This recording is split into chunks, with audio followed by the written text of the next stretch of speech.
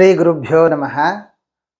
ನಮಃ ಸೂರ್ಯಾಯ ಚಂದ್ರಾಯ ಮಂಗಳಾಯ ಬುಧಾಯ ಚ ಗುರುಶುಕ್ರ ಶನಿಭ್ಯಶ್ಚ ರಾಹವೇ ಕೇತವೇ ನಮಃ. ಪ್ರತಿ ತಿಂಗಳ ಹಾಗೆ ಜುಲೈ ತಿಂಗಳಲ್ಲಿಯೂ ಕೂಡ ಯಾವ್ಯಾವ ರಾಶಿಯವರಿಗೆ ಯಾವ ರೀತಿಯಾದ ಫಲಗಳನ್ನು ಗ್ರಹರು ಸೂಚನೆ ಮಾಡಲಿಕ್ಕಿದ್ದಾರೆ. ಶನಿ ವಕ್ರ ಆಗಿದ್ದಾನೆ, ಕುಜ ಸ್ವಕ್ಷೇತ್ರದಲ್ಲಿದ್ದಾನೆ, ಅದರ ಜೊತೆಗೆ ಗುರು ಮೌಢ್ಯ ಕಳೀತಾ ಇದೆ, ಶುಕ್ರ ಮೌಢ್ಯ ಕಳೀತಾ ಇದೆ. ಹಾಗಾದರೆ ಇವೆಲ್ಲ ಸಂದರ್ಭದಲ್ಲಿ ಯಾವ್ಯಾವ ಥರದ ಅನುಕೂಲಗಳು 12 ರಾಶಿಗಳಿಗೆ ಆಗಲಿಕ್ಕಿದೆ, ಯಾರಿಗೆ ಯಾವ ಫಲವನ್ನು ಗ್ರಹರು ಸೂಚನೆ ಮಾಡ್ತಾ ಇದ್ದಾರೆ ಇತ್ಯಾದಿ ವಿಷಯಗಳನ್ನು ನೋಡೋಣ. ಮಕರ ರಾಶಿಯವರಿಗೆ ಒಳ್ಳೆಯ ಗುರುಬಲ, ಜೊತೆಗೆ ಲಗ್ನಾಧಿಪತಿಯಾದ ಶನಿ 2ನೇ ಮನೆಯಲ್ಲಿ ಬರುವಂಥದ್ದು, ಮೂಲ ತ್ರಿಕೋಣದಲ್ಲಿ ಬರುವಂಥದ್ದು ಒಳ್ಳೆಯ ಯೋಗ ಮಕರ ರಾಶಿಯವರಿಗೆ. ಹಾಗಾಗಿ ಹಣಕಾಸಿನ ಅನುಕೂಲಗಳು, ಗುರುಬಲವು ಅಧಿಕವಾಗುವಂತಹದ್ದು ಅದೆಲ್ಲವೂ ಕೂಡ ನಮಗೆ ಕಂಡು ಬರ್ತಾ ಇದೆ. ಆದರೆ ಹಣಕಾಸಿನ ಅನುಕೂಲಗಳಿದ್ದರೂ 7 ಶನಿ ನಡೀತಾ ಇರುವ ಕಾರಣ ನಮಗೆ ಆ ಹಣಕಾಸನ್ನು ಸರಿಯಾದ ರೀತಿಯಲ್ಲಿ ವಿನಿಯೋಗಿಸಿಕೊಳ್ಳೋದಕ್ಕಾಗದೆ ನಾವು ಸ್ವಲ್ಪ ಆಚೆ ಈಚೆ ಆಗುವ ಸಾಧ್ಯತೆಗಳಿರುತ್ತೆ. ಅಥವಾ ಸ್ನೇಹಿತರ ಮಾತು ಅಥವಾ ಇನ್ನೊಬ್ಬರ ಮಾತು, ಬೇರೆಯವರ ಮಾತಿಗೆ ಕಿವಿಗೊಟ್ಟು ನಮ್ಮ ಸಂಪತ್ತನ್ನು ಕಳೆದುಕೊಳ್ಳುವಂತಹ ಅವಕಾಶಗಳು ಕೂಡ ಇದ್ದಾವೆ. ಆದ್ದರಿಂದ ಎಚ್ಚರಿಕೆ ಇರಲಿ. ಗುರುಬಲ ಇದ್ದರೂ 7 ಶನಿ ನಮ್ಮ ಜಾತಕದಲ್ಲಿ ಒಂದು ವೇಳೆ ಶನಿಯ ಅನುಕೂಲಗಳು, ಶನಿಯ ಸ್ಥಾನ ಚೆನ್ನಾಗಿ ಇದ್ದರೆ 7 ಶನಿ ನಮಗೇನು ಹೆಚ್ಚು ಬಾಧಕವಾಗೋದಿಲ್ಲ. ಆದರೆ ಜಾತಕದಲ್ಲಿ ಶನಿಯ ಯೋಗ, ಶನಿಯ ಸ್ಥಾನ ಚೆನ್ನಾಗಿಲ್ಲ ಅಂತ ಆದಾಗ ನಮಗೆ ಕೆಲವೊಂದು ಬಾಧೆಗಳು ಆಗೋ ಸಾಧ್ಯತೆ ಇದೆ. ಆದ್ದರಿಂದ ಅದರ ಕಡೆ ಸ್ವಲ್ಪ ಗಮನ ಹರಿಸುವುದು ಒಳ್ಳೆಯದು. ಇನ್ನು ಆರೋಗ್ಯದ ವಿಷಯಕ್ಕೆ ಬಂದಾಗ 6ನೇ ಮನೆಯಲ್ಲಿ ಶುಕ್ರ ಮತ್ತು ರವಿಗಳ ಯೋಗ ಇರುವುದರಿಂದ ನಮ್ಮ ದೇಹದಲ್ಲಿರ್ತಕ್ಕಂಥ ಸ್ಟ್ಯಾಮಿನಾ ಅಥವಾ ಎನರ್ಜಿ ಅದು ಲಾಸ್ ಆಗುವಂಥದ್ದು, ಅಥವಾ ನಾವು ಬೇಗ ಸುಸ್ತಾಗುವಂಥದ್ದು, ಅಥವಾ ಪ್ರತಿನಿತ್ಯ ನಾವು ಯೋಗಾಭ್ಯಾಸ ಮಾಡ್ತಾ ಇರ್ತೇವೆ, ಆಲಸ್ಯದಿಂದ ಅದನ್ನು ಬಿಟ್ಟು ಬಿಡುವಂಥದ್ದು. ಇದರಿಂದಾಗಿ ಕೆಲವೆಲ್ಲ ಅನಾರೋಗ್ಯ, ಮೈಕೈ ನೋವಾಗಬಹುದು, ಅಥವಾ ಎನರ್ಜಿ ಲಾಸ್ ಮಾಡಿಕೊಳ್ಳುವಂಥದ್ದು, ಅಥವಾ ಈ ನಿತ್ರಾಣ ಅಂತ ಹೇಳ್ತಾರೆ, ಆ ರೀತಿಯಾಗಿ ಆಗುವಂತಹ ಸಾಧ್ಯತೆಗಳು ಕೂಡ ಇದ್ದಾವೆ. ಆ ರೀತಿ ಆಗ್ತಾ ಇದೆ ಅಂತ ಅದು ಅದನ್ನು ಸರಿಪಡಿಸಿಕೊಳ್ಳುವಂಥದ್ದು, ಪ್ರತಿನಿತ್ಯ ಒಳ್ಳೆಯ ಆಹಾರ, ಡ್ರೈ ಫ್ರೂಟ್ಸನ್ನು ತೆಗೊಳ್ಳುವಂಥದ್ದು, ನೀರಿನ ಅಂಶ ಹೆಚ್ಚು ನಾವು ತೆಗೆದುಕೊಳ್ಳುವಂಥದ್ದು, ಈ ರೀತಿಯಾಗಿ ನಮ್ಮ ಆರೋಗ್ಯದ ಕಡೆ ಗಮನ ಹರಿಸೋದು ಮಕರ ರಾಶಿಯವರಿಗೆ ಬಹಳ ಒಳ್ಳೆಯದಾಗುತ್ತೆ. ಇನ್ನು ವಿದ್ಯಾರ್ಥಿಗಳು ಯಾರಾದರೂ ಇದ್ದೀರಿ, ವಿದ್ಯಾಭ್ಯಾಸಕ್ಕೆ ಸಂಬಂಧಪಟ್ಟಂತಹದ್ದು ಒಳ್ಳೆಯ ವಿದ್ಯಾಭ್ಯಾಸ, ಹಠ ಕಟ್ಟಿ ಓದುವಂತಹ ಕಾಲ ಇದಾಗಿದೆ. ಖಂಡಿತವಾಗಿಯೂ ಕೂಡ ವಿದ್ಯಾಭ್ಯಾಸದಲ್ಲಿ ಮುಂದುವರಿಕೆಯನ್ನು ಮಾಡಿ ಖಂಡಿತ ಒಳ್ಳೆಯದಾಗುತ್ತೆ. ಇನ್ನು ಹೊರದೇಶಕ್ಕೆ ಹೋಗಿ ಓದಬೇಕು, ಸ್ಪೆಷಲೈಸ್ ಮಾಡಬೇಕು ಅಂತ ಯಾರಿಗಾದರೂ ಆಸೆ ಇದೆ, ಅವರು ಕೂಡ ಪ್ರಯತ್ನವನ್ನು ಪಡಬಹುದು. ಖಂಡಿತ ಅವಕಾಶಗಳು ಸಿಗುವ ಸಾಧ್ಯತೆ ಹೆಚ್ಚಾಗಿದ್ದಾವೆ. ಇನ್ನು ಈ 4ರಲ್ಲಿ ಕುಜಚಂದ್ರರ ಯೋಗ ಇರೋದರಿಂದ ತಾಯಿಯ ಆರೋಗ್ಯದ ಕಡೆ ಗಮನ ಹರಿಸಿ, ಮಾತುಸ್ಸ ವಕ್ರ ಶಶಿ ಅಂತ ಹೇಳಿದ ಹಾಗೆ ತಾಯಿಯ ಆರೋಗ್ಯದಲ್ಲಿ ತಾಯಿಯವರಿಗೆ ಶುಗರ್ ಜಾಸ್ತಿ ಆಗುವಂಥದ್ದಾಗಲಿ, ಬಿ ಪಿಗೆ ಸಂಬಂಧಪಟ್ಟ ತೊಂದರೆಗಳು, ಒಟ್ಟಾರೆ ರಕ್ತಕ್ಕೆ ಸಂಬಂಧಪಟ್ಟಂತಹ ತೊಂದರೆಗಳು ಅಧಿಕವಾಗುವ ಸಾಧ್ಯತೆ ಇದೆ. ಆದ್ದರಿಂದ ತಾಯಿಯ ಆರೋಗ್ಯದ ಕಡೆ ಗಮನ ಹರಿಸುವುದು ತುಂಬ ಒಳ್ಳೆಯದು.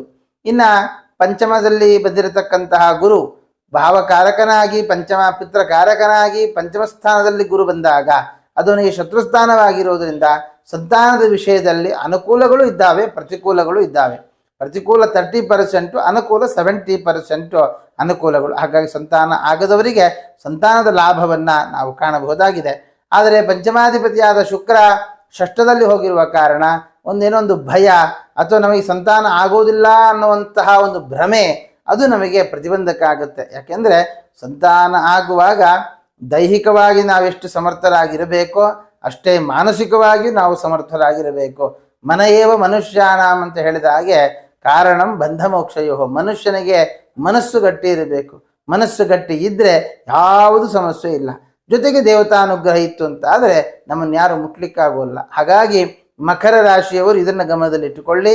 ದೇವತಾನುಗ್ರಹ ತುಂಬ ಚೆನ್ನಾಗಿದೆ, ನಿಮ್ಮ ಮನಸ್ಸು ಕೂಡ ಅಷ್ಟೇ ಚೆನ್ನಾಗಿರಬೇಕು, ಗಟ್ಟಿಯಾಗಿರಬೇಕು.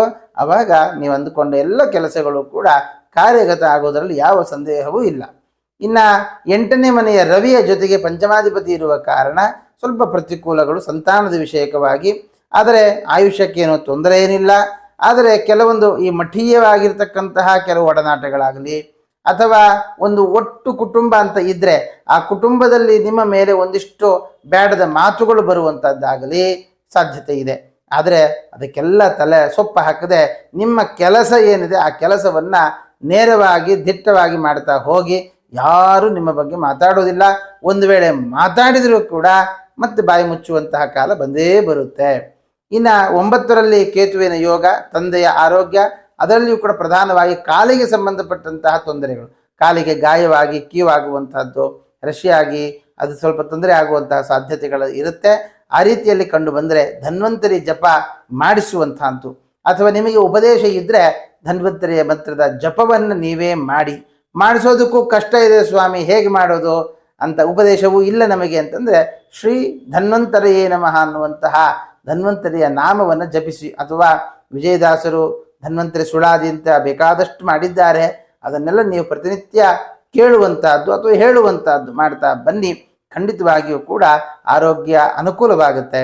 ಇನ್ನು 11ನೇ ಮನೆಯ ಶುಕ್ರ ಅವನು 6ನೇ ಮನೆಯಲ್ಲಿ ಬರುವಂತಹದ್ದು. ಹಾಗಾಗಿ ಹಣಕಾಸಿನ ವಿಷಯದಲ್ಲಿ ನಾವು ಯಾರಿಗೆ ಕೊಡ್ತೇವೆ ಅವರೇ ನಮಗೆ ಶತ್ರುಗಳಾಗಿ ನಾವು ಅವರನ್ನು ಕೇಳೋದು ಕೂಡ ಕಷ್ಟ ಆಗಿಬಿಡುತ್ತೆ. ಈ ರೀತಿಯಾಗಿ ಹಣಕಾಸಿನ ವಿಷಯದಲ್ಲಿ ಒಂದಿಷ್ಟು ಅಲ್ಲೋಲ ಕಲ್ಲೋಲ ಆಗುವಂತಹದ್ದು, ನಮಗೆ ಕೇಳೋದಕ್ಕೂ ಸ್ವಲ್ಪ ಕಿರಿಕಿರಿ ಆಗುತ್ತೆ, ಅವರು ಕೊಡೋದೂ ಇಲ್ಲ. ಈ ಥರವಾಗಿ ಸ್ವಲ್ಪ ಹಣಕಾಸಿನಲ್ಲಿ ಸಿಕ್ಕ ಹಾಕಿಕೊಳ್ಳುವಂತಹ ಸಾಧ್ಯತೆ ಇದೆ. ಅಥವಾ ಈ ಕೆಲವೊಂದು ಪ್ರೈವೇಟ್ ಬ್ಯಾಂಕ್ಗಳಲ್ಲಿ ಹಣ ಇಟ್ಟಾಗ ಆ ಕೆಲವು ಬ್ಯಾಂಕ್ಗಳಿಂದಲೂ ಕೂಡ ನಮಗೆ ಮೋಸ ಆಗುವಂತಹ ಸಾಧ್ಯತೆ ಇದೆ. ಅದರಿಂದ ಹಣಕಾಸನ್ನು ಸೇವ್ ಮಾಡಬೇಕು ಅಥವಾ ಅದನ್ನು ದುಪ್ಪಟ್ಟು ಮಾಡಬೇಕು ಅನ್ನುವ ಆಸೆಯಲ್ಲಿ ನಾವು ಇನ್ನೇನೋ ಮಾಡುವುದಕ್ಕೆ ಹೋಗಿ ನಮ್ಮದನ್ನೂ ನಾವು ಕಳ್ಕೊಳ್ಳುವ ಸ್ಥಿತಿಗೆ ಬರಬಾರ್ದು. ಆದ್ದರಿಂದ ನಾವು ಎಲ್ಲಿ ಸೇವಿಂಗ್ಸ್ ಮಾಡಬೇಕು, ಎಲ್ಲಿ FD ಇಡಬೇಕು, ಎಲ್ಲಿ RD ಇಡಬೇಕು ಅನ್ನೋದ್ರ ಬಗ್ಗೆ ಒಂದು ಸ್ವಲ್ಪ ಸಲಹೆಯನ್ನು ತೆಗೆದುಕೊಂಡು ಮುಂದುವರಿಯುವಂತಹದ್ದು ಒಳ್ಳೆಯದು. ಇನ್ನು 12ನೇ ಮನೆಯ ಕುಜ ಅವನು 4ನೇ ಮನೆಯಲ್ಲಿ ಬಂದಿರುವ ಕಾರಣ ವಾಹನಕ್ಕೆ ಸಂಬಂಧಪಟ್ಟ ಹಾಗೆ ವಾಹನದಿಂದ ಬಿದ್ದು ಗಾಯ ಮಾಡಿಕೊಳ್ಳುವಂತಹದ್ದು ಅಥವಾ ಬಾತ್ರೂಮಲ್ಲಿ ಬಿದ್ದು ಜಾರಿ ನಮಗೆ ತಲೆಗೆ ಪೆಟ್ಟು ಮಾಡಿಕೊಳ್ಳುವಂತಹದ್ದು ಈ ಒಂದು ಸಾಧ್ಯತೆಯೂ ಕೂಡ ಇದ್ದಾವೆ. ಅದರಿಂದ ಯಾವುದೇ ಕಾರಣಕ್ಕೂ ವಾಹನಕ್ಕೆ ಸಂಬಂಧಪಟ್ಟ ಹಾಗೆ ಮತ್ತು ಸ್ನಾನ ಮಾಡುವ ಸಂದರ್ಭದಲ್ಲಿ ಸ್ವಲ್ಪ ಎಚ್ಚರಿಕೆಯಿಂದ ಕಾಲು ಜಾರದೇ ಇರೋ ರೀತಿಯಲ್ಲಿ ನೋಡಿಕೊಳ್ಳುವುದು ಒಳ್ಳೆಯದು. ಆದ್ದರಿಂದ ನಮಗೆ ಗಾಡಿಯಿಂದ ಬೀಳುವುದನ್ನು ತಪ್ಪಿಸಿಕೊಳ್ಳಬಹುದು, ಅಥವಾ ಸ್ನಾನ ಮಾಡುವ ಸಂದರ್ಭದಲ್ಲಿಯೋ ಅಥವಾ ಬಾತ್ರೂಮಿಗೆ ಹೋದಾಗ ಕಾಲು ಜಾರಿ ಪೆಟ್ಟು ಮಾಡಿಕೊಳ್ಳುವಂತಹದ್ದು, ಇದನ್ನೆಲ್ಲವನ್ನು ಕೂಡ ತಪ್ಪಿಸಿಕೊಂಡಲ್ಲಿ ನಮ್ಮ ಜೀವನ ಒಳ್ಳೆ ರೀತಿಯಲ್ಲಿ ಸಾಗಿಸಬಹುದು. ಹಾಗಾಗಿ ನಾನು ಮೊದಲೇ ಹೇಳಿದೆ, ಮಕರ ರಾಶಿಯವರಿಗೆ ಒಂದು ವೇಳೆ ಜಾತಕದಲ್ಲಿ ಶನಿಯ ಸ್ಥಾನ ಒಳ್ಳೆಯದಿದ್ದರೆ 7.5 ನಮಗೆ ಯಾವ ತೊಂದರೆಯೂ ಇಲ್ಲ ಅಂತ ಆದರೆ ಅದು ತೊಂದರೆಗಳನ್ನು ಕೊಡುತ್ತೆ. ಆದ್ದರಿಂದ ಏನು ಮಾಡಬೇಕು ನಾವು ಎಲ್ಲ ಒಟ್ಟಾರೆ ನಮಗೆ ಮಕರ ರಾಶಿಯವರಿಗೆ ಒಳ್ಳೆಯದಾಗಬೇಕಪ್ಪ, ನಮಗೆ ಏನು ಮಾಡಬೇಕು ನಾವು ಅಂತಂದರೆ ಪ್ರತಿನಿತ್ಯ ಸುಂದರಕಾಂಡವನ್ನು ಪಾರಾಯಣ ಮಾಡಿ. ಅದು ಸುಂದರಕಾಂಡ 2 ಇದೆ, ಒಂದು ವಾಲ್ಮೀಕಿ ಸುಂದರಕಾಂಡ, ಇನ್ನೊಂದು ಮಧ್ವಾಚಾರ್ಯರು ಮಾಡಿರತಕ್ಕಂತಹ ಸುಂದರಕಾಂಡ ಅಂತ 2 ಸುಂದರಕಾಂಡಗಳಿದೆ. ವಾಲ್ಮೀಕಿ ರಾಮಾಯಣದಲ್ಲಿ ಬರುವುದು ಬಹಳ ದೊಡ್ಡದು, ಅದು 1 ವಾರ ಬೇಕಾಗುತ್ತೆ ಪಾರಾಯಣ ಮಾಡಲಿಕ್ಕೆ. ಅದನ್ನು ನಾವು ಪ್ರತಿನಿತ್ಯ ಅದೊಂದು ಕ್ರಮ ಇದೆ, ಆ ಕ್ರಮದಲ್ಲಿ ನೀವು ಪಾರಾಯಣ ಮಾಡ್ತಾ ಬನ್ನಿ, ಒಳ್ಳೆಯದಾಗುತ್ತೆ.